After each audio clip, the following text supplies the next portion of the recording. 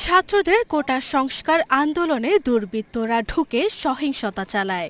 এর জেরে ১৯ জুলাই বিকেলে নরসিংদীর জেলা কারাগারে হামলা চালায় দুর্বৃত্তরা। কি মামলা?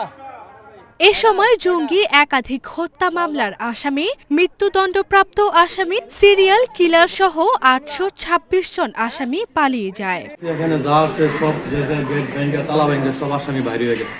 জেলখানার অনেক আগুন লাগিয়া ফুরাসর হয়ে গেছে। এখানে তারপর আরো শুনলাম ওই জায়গায় ২ জন মানুষও মারা গেছে।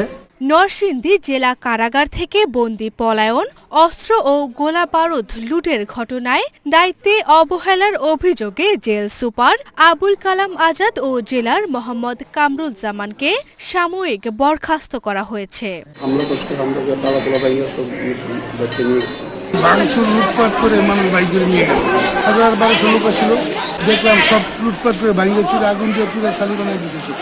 নরসিংদী পুলিশ সুপার বলেন, পলাতক আসামি ও লুট হওয়া অস্ত্র উদ্ধারে কাজ চলছে। এ বিষয়ে নরসিংদী জেলা কারাগারের জেল সুপার মুঠোফোনে কথা বলেন। ১০-১২ হাজার আছে মানুষ, ১০-১২ হাজার।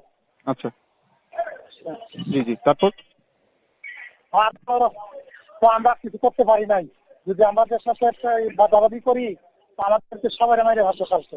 জেলখানা থেকে ৮২৬ জন বন্দী ছিল।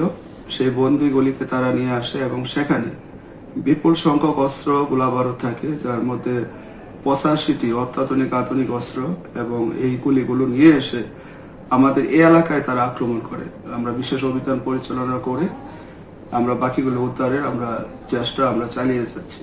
এই ঘটনায় কারো গাফিলতি আছে কিনা তা খতিয়ে দেখা হবে বলে জানিয়েছেন স্বরাষ্ট্রমন্ত্রী।